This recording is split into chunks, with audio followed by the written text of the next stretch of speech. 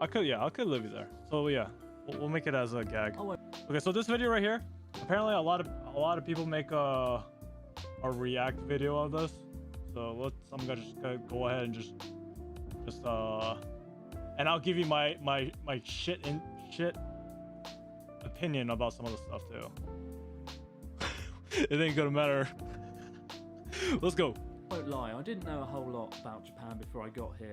I knew what Pikachu was, and I'd seen The Last Samurai about 3 times, and that was probably the extent of my knowledge. I actually did most of my reading about Japanese same here. on the horrific 12-hour flight between London and Tokyo. Well, not for me. I didn't get my Japanese etiquette from there. I got it from Japanese people, but they don't actually tell you what it's like in Japan. So today, I've taken Especially 5 Tokyo. years of Tokyo's experience different. in the field and compiled it into this list of 12 things not to do in Japan. I'll try not so to. when you're on your flight here, you needn't worry about reading about cultural etiquette. You can sit back, relax, and enjoy the in-flight entertainment with incredible titles to choose from, such as The Emoji Movie, Oh, we gotta watch that. Valerian and the City of 1,000 Disappointments, We gotta watch that too. Ace Detective Sherlock Bones. Sounds like a I think we great can A all agree, movie. of those 3 movies, the most compelling would have to be Sherlock Bones, Ace Detective. Especially with that brilliant tagline, the world's first talking You watched police all of them? dog Which on one a was the Mission worst? Impossible. Mission Impossible. Or I It guess doesn't really which work, one was does it? your least favorite, if we're gonna put it that way. Okay, so this one right here, I didn't learn this one until I actually, like, my first month in Japan, until someone actually told me don't do that. Like, it depends on who actually kind of like keeps the, I don't know what the word is,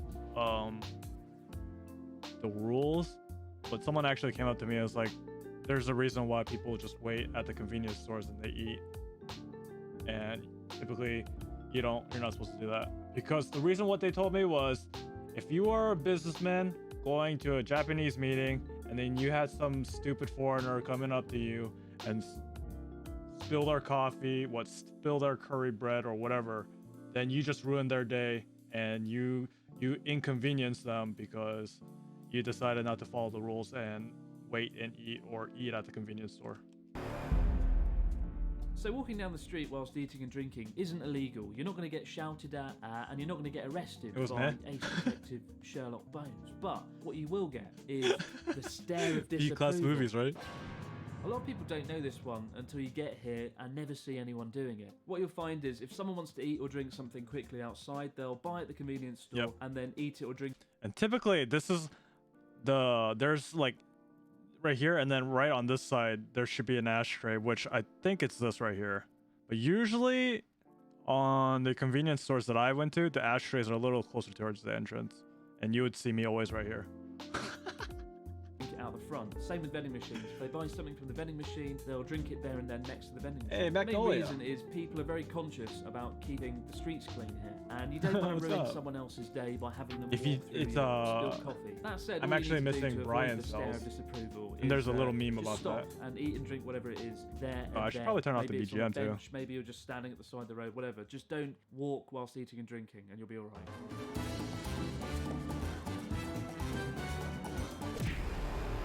Okay, so this is kind of like a given. For I guess Asian people, it's just you just don't do that. I mean, you know, you could do whatever you want, but you just don't you don't put your sticks like that in Asia, because if you, I don't know, let's look at what's that? I don't know. Asian funeral tradition.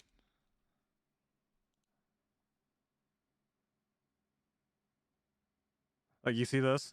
This isn't a good representation, but they do place like foods out there. Yeah, so you don't really do that. But for me, I already knew that because there's already a reason why. Because I learned that at a young age. Yeah, exactly. It's to give food for the dead, but why would you do that when you're living?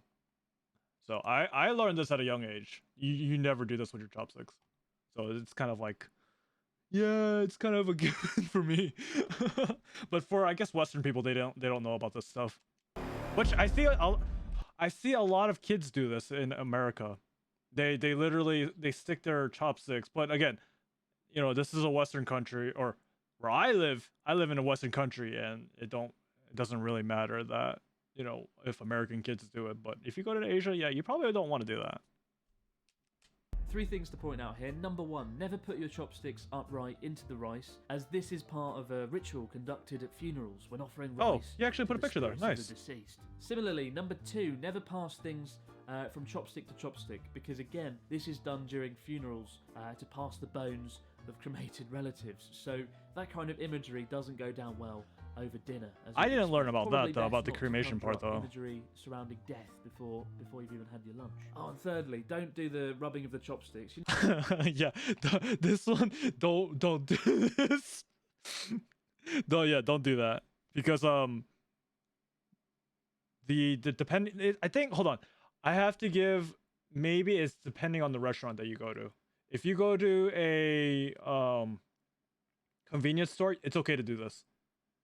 But if you go to a Japanese restaurant that has actually a family name to it, then most likely that restaurant sources their chopsticks from an actual reputable place, rather than getting cheap wooden chopsticks, because disposable chopsticks versus actual chopsticks that are being manufactured for the restaurant. But it does make sense too, because you are trying to get rid of the splinters. Because like, I'm pretty sure, wait, like in Korea, isn't there disposable chopsticks too? Like, I would say that it's kind of like the same equivalent. They're probably from China.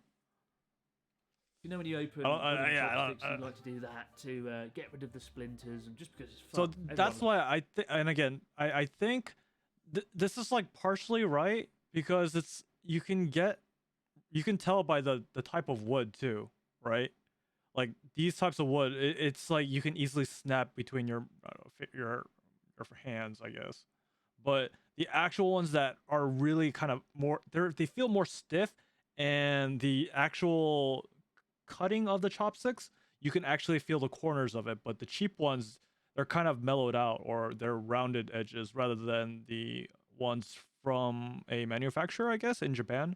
So that's how you kind of know the feel of the chopsticks. If they feel a little bit more round, then you know that these are disposable cheap chopsticks, versus the actual chopsticks that the what that family restaurant store is. And another thing is too, you won't really do this, because at most Japanese restaurants, which the ones that I know of, what's the store? Your Matsuya, your Yoshinoya, and your Sukiya, they all have plastic chopsticks. Like, you won't get wooden chopsticks, from what I know. I don't know if they changed it now, but this is kind of like, I was doing that. You don't need to worry about Don't do it that. in Japan, because it's seen as rude to the See? owner, because you're There you go, based- rude to the owner. So you can do it at convenience stores and stuff. So just don't do it at an actual Japanese owned or Japanese family owned restaurant. basically saying, "Oh, your chopsticks are probably cheap," which, let's face it, they probably are. But in fact, they usually definitely are.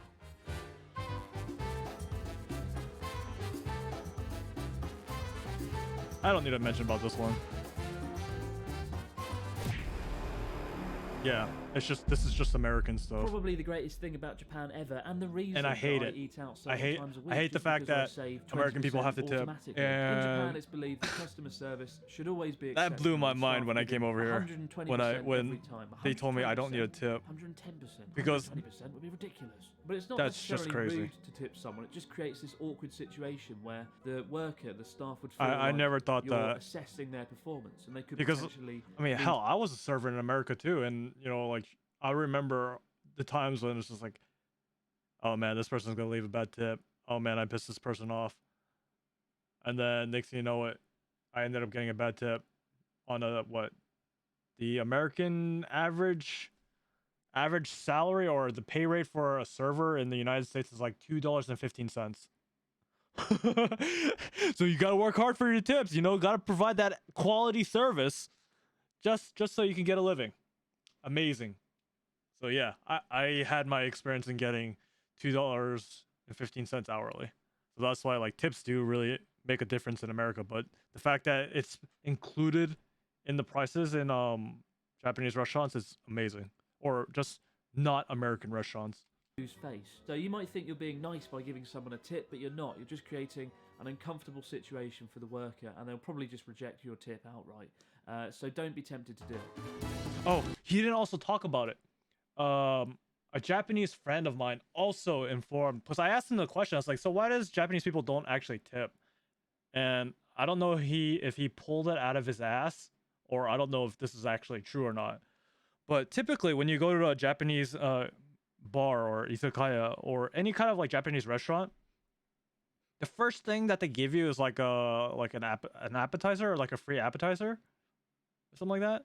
So everything that you get from your first menu to everything that includes from that adds on to the tip, I guess. Or it I don't know what he said to me actually, because it's been ages. But whatever the final price is, it's built into the tip or built into the bill, which again makes sense. I probably am saying the obvious here, but yeah, I forgot. I lost my train of thought on that. But yeah, there was some explanation that he told me that if you go to an izakaya, like they give you some kind of like appetizer, and like the appetizer, for some reason that is the actual tip that you're paying for that we don't know about, which I hope someone knows what I'm talking about, because that's how I remember it, that the first thing that they give you, that was the tip from the store or something like that, or that is what you're paying for as tip, I think. I don't think that makes sense, but yeah, that's what I wanted to put my input on.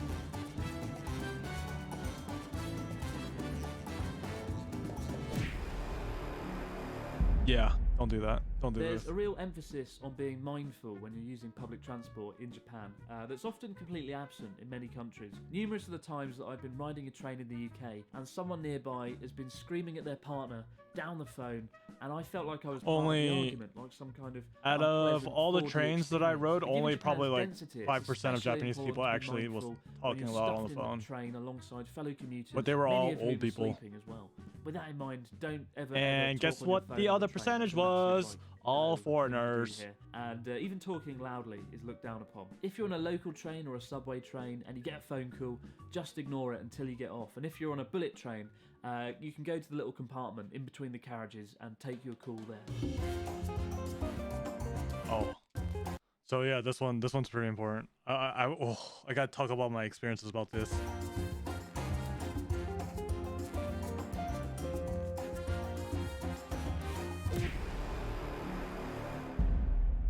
I remember for the first few years that I lived This one here, I whenever actually have someone handed me a business good card, I was utterly terrified. good input because on this one. Until then, business cards to me had always just been a bit of paper or a bit of card with some writing on. But in Japan, they are so much more. Once you've exchanged business cards, the trick is to imagine you've just been handed the lost treasure of El Salvador or something. First, study it meticulously. Yep. Okay, so you see how his hands are?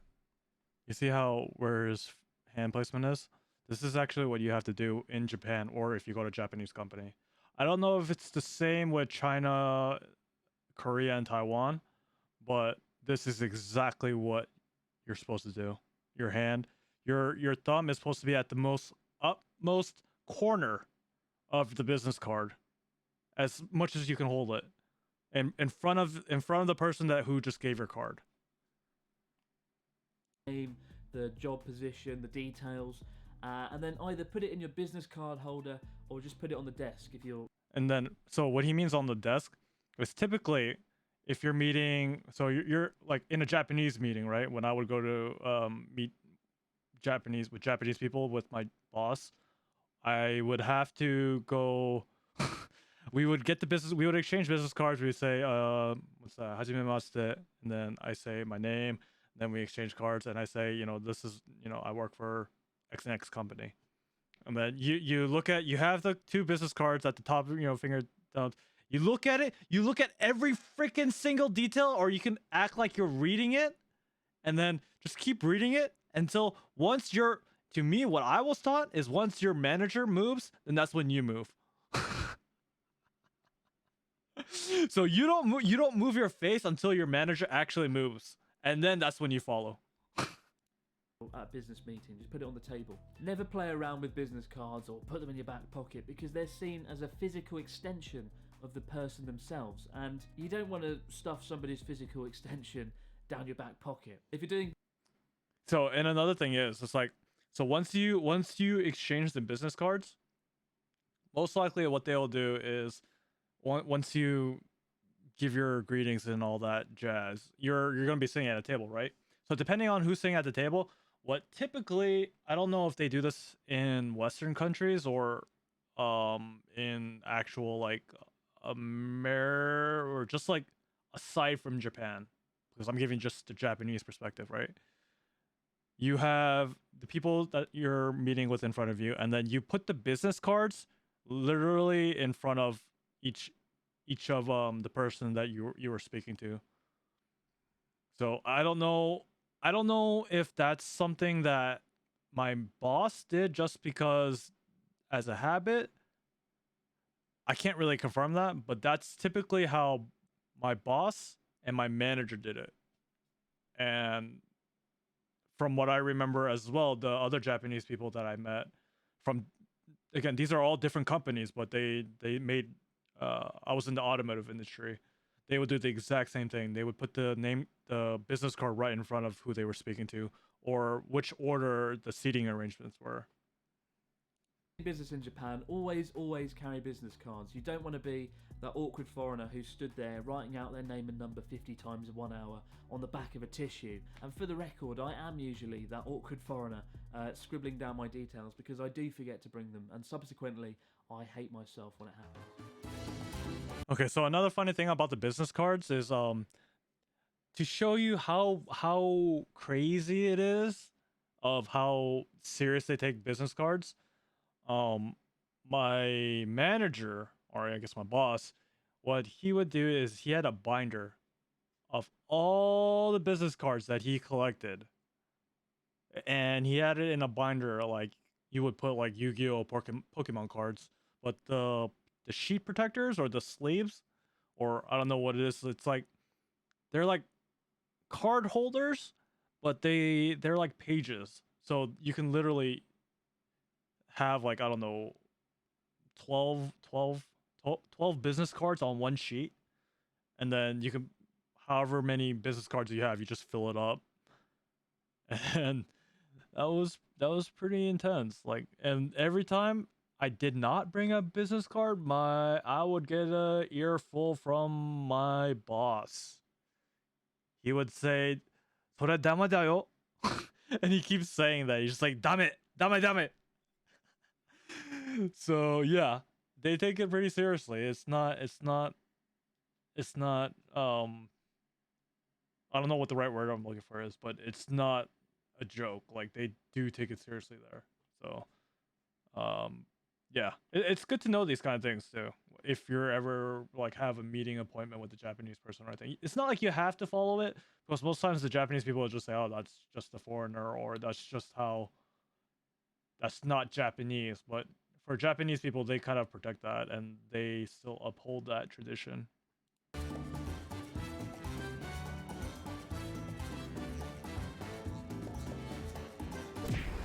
This one I don't know If about. you've got a runny nose, standard procedure here is just to keep sniffing, or just to find a toilet or a broom cupboard to hide in. Blowing noses in public is pretty rude. Interestingly though, handkerchiefs are pretty popular here. Yeah. Not in the way... Oh my god.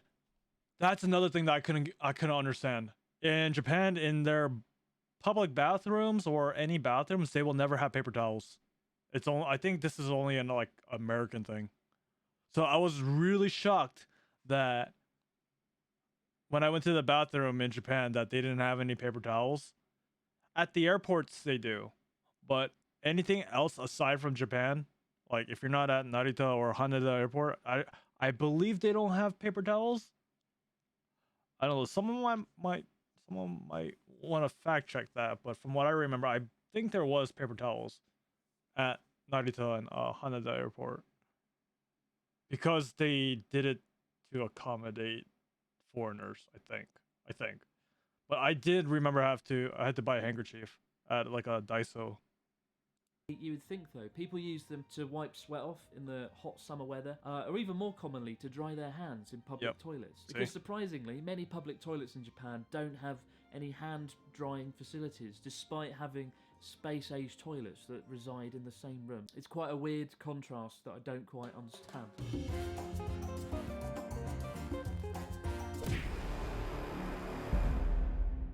Physical contact in Japan isn't really a thing. You'll bow a lot, you'll nod enthusiastically daily, but occasionally you might shake hands with someone if they're a good friend. See this?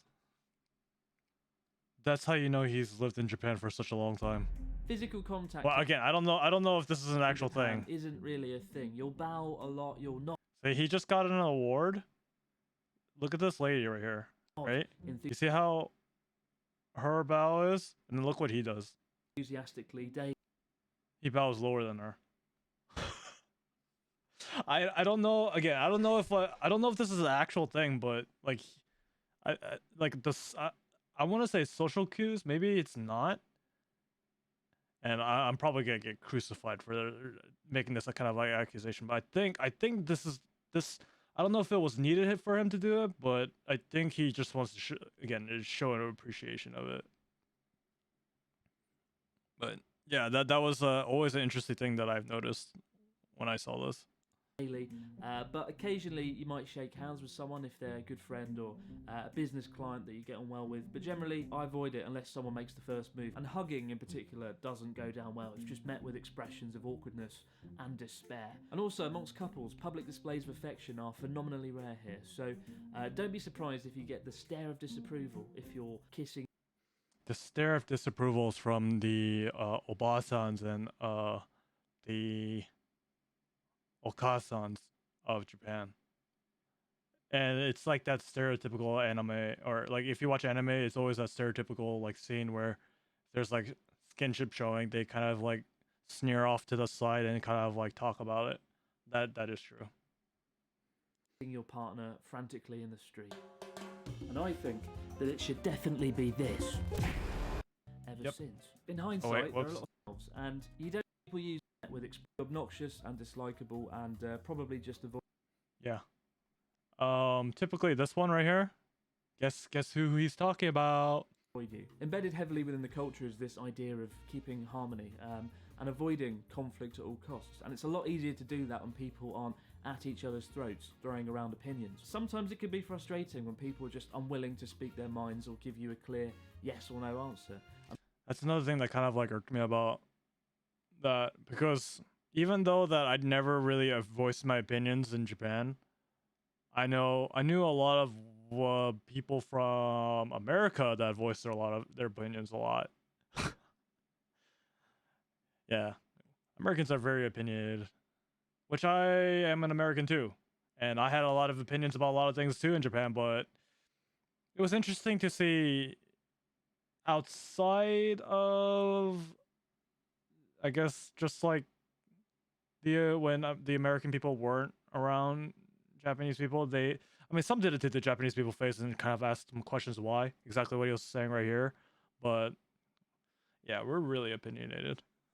I mean, one time, one of my colleagues, when I was teaching, I asked him, do you have any pets?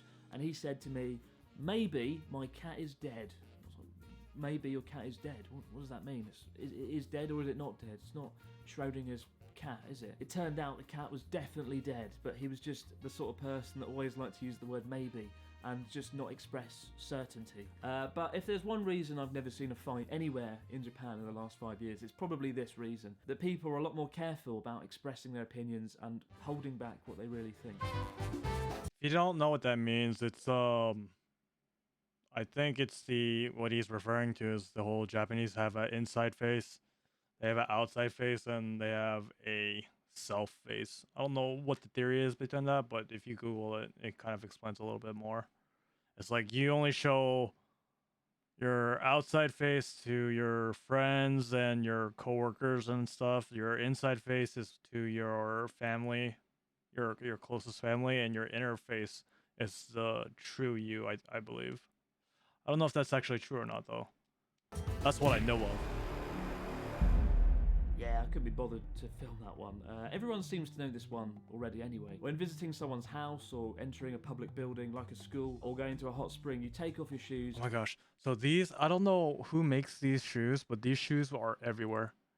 So if you go to the two places I remember was at a university, and then if you go inside the gym, you have to wear this. But if you go in other parts of the building, in like, as long as you see this step, that's when you know for a fact you have to put this on, which I think he explains later on. But most university, or the university that I was at in Japan, they didn't have, it was more a westernized version than I guess a Japanese version. I don't know if that's the right way of putting it, but there was probably like 3 buildings that had this, so you can kind of tell. And switch to slippers before you go in. The easiest way of knowing if you have to change your shoes is there'll be a change in elevation in the floor. So when you go in, there'll be a little stair, and that's when you know. This is the one thing on the list where failing to stick to the rules will have noticeable results. A few years ago, a friend and I visited a public bathhouse in Kyoto, and we went in, and you're supposed to take your shoes off. For some reason he didn't. I don't know why. I don't think he noticed or saw. There was a little old woman sitting behind the entrance counter where you kind of pay, and when we walked in, she saw that he still had his shoes on, and she shot up with terrifying energy and ran over and grabbed him and took him to the front and was like, get your shoes off, get your shoes off. And that image has stayed burnt into my mind. This quiet little old woman suddenly becoming so alive and animated by this terrible event. And ever since then, I've never forgotten to take my shoes off when entering a building. Yep, don't forget to take your shoes off.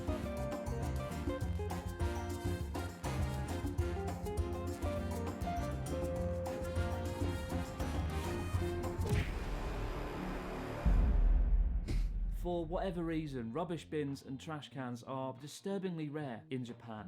Outside If he doesn't tell, I'll tell you the the reason. nightmare to find one. And the reason I put this on the list is because so many Yeah, people. that's so many what of you I don't guys get messaged about. me on Twitter saying, I "I'm in mean, Tokyo, I live in and America can't too, find but a like bin. I What just should don't do?" understand I've why wandered American through people sleep with their Tokyo shoes for on 20 sometimes. minutes sometimes, just in search of a bin and can't find one. The streets, though, despite that, are shockingly clean here because people. I don't know. Wait, actually, I'll They talk can't about that find a bin, later they if just he take the rubbish home mentions with it. them. It can feel like some kind of mini game sometimes, going in search of a bin, because when you do find a bin, you feel a real sense of achievement. But despite that, don't be tempted to litter. Just keep trying, and you'll find a bin one day. So the main reason why you don't have bins, or it's because of a I forgot what it was. It was the Tokyo sarin gas attack by the cult. I think it was like Kesuke something. So his name was something like that, and he said that he was like the Messiah or something like that, and he basically got his cultist people to bomb the Tokyo subway with sarin gas.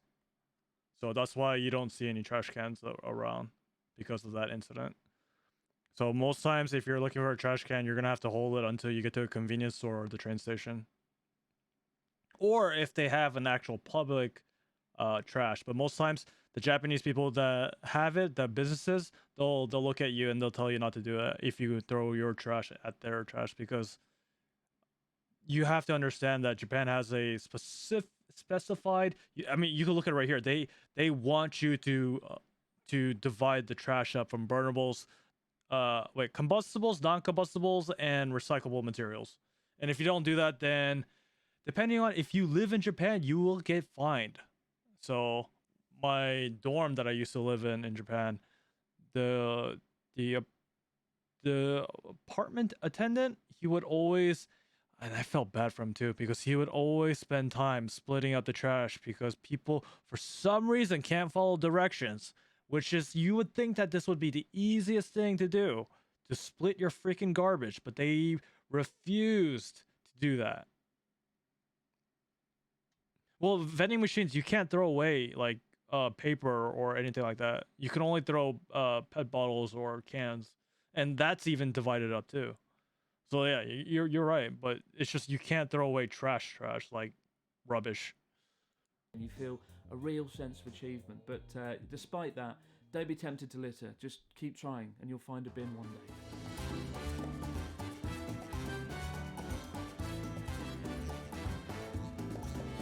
This one.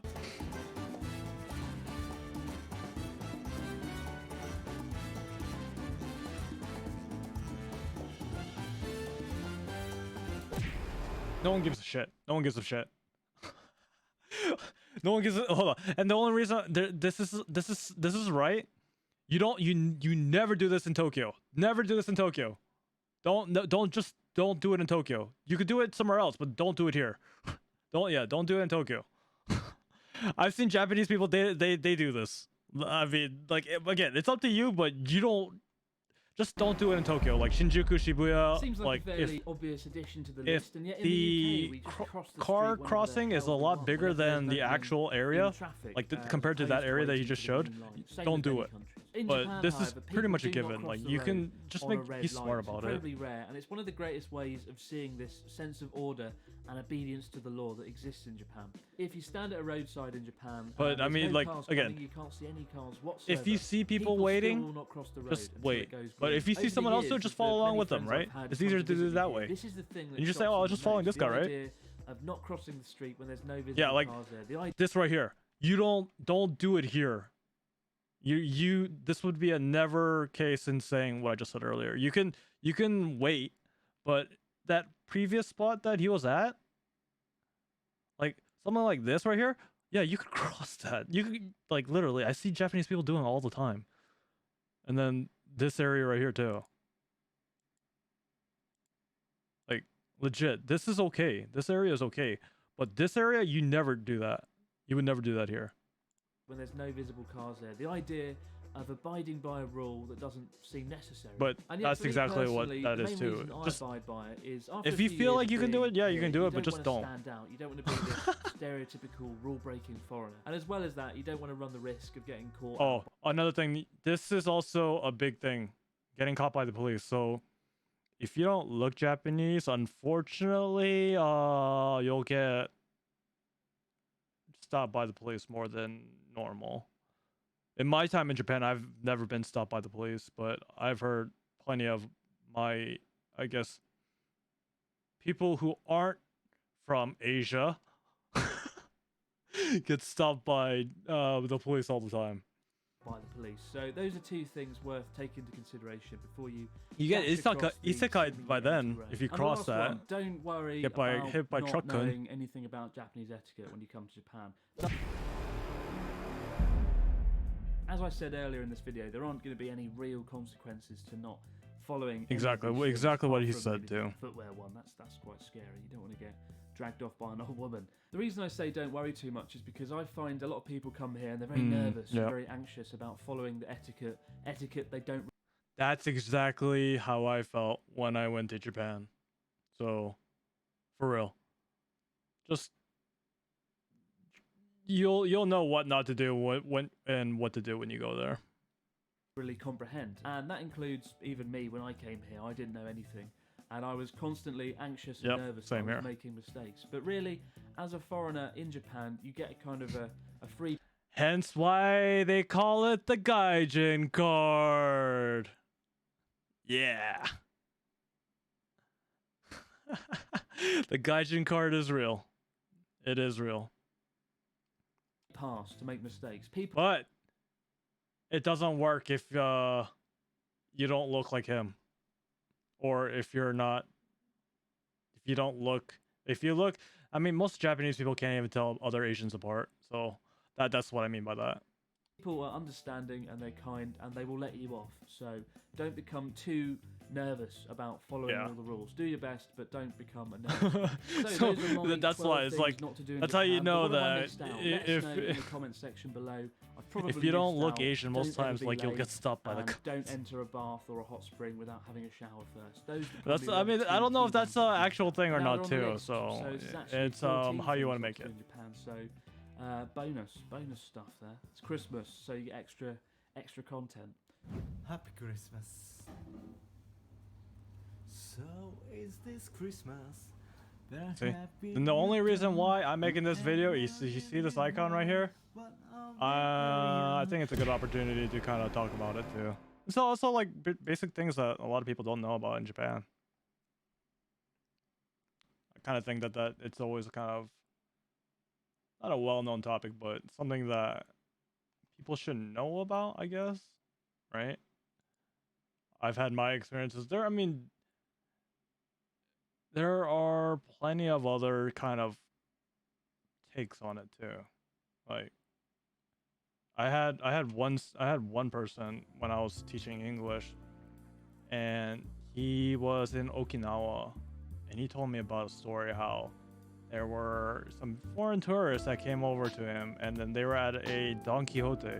If you don't know what Don Quixote is, it's kind of like your general supermarket where you can buy, like, you know, electronics, you can buy cosmetics, you can buy food, you can buy sports equipment, you can buy anime figures, just a general store of anything. For American people, it's Walmart. I guess it'd be an Amazon maybe, but it's not exactly like an Amazon. So whatever of that you make it. And he told me he was at the store on vacation, and then he saw these foreign tourists, and they had a little kid. And what happened was that kid needed to go to the bathroom, so the kid legitimately pulled his pants down and he defecated on the floor. So, and from what I remember, that this guy that was telling me the story, he seems like you're he had a very stern aura about him. He had a very no nonsense attitude. So he was kind of like a very, I don't know, I guess people would looks on appearance, they will call him an asshole, but he was a very nice guy. I guess he just had a resting bitch face. So he when he told me that, and he tried to contain his laughter, it was really funny to see that, because you could tell how dumbfounded and I guess flabbergasted he was about that situation of when you see someone defecating on a road. So, like, yeah, again, if you're not a tourist like that, I would assume that you don't really have to be that worried about keeping social norms or social etiquettes in Japan too.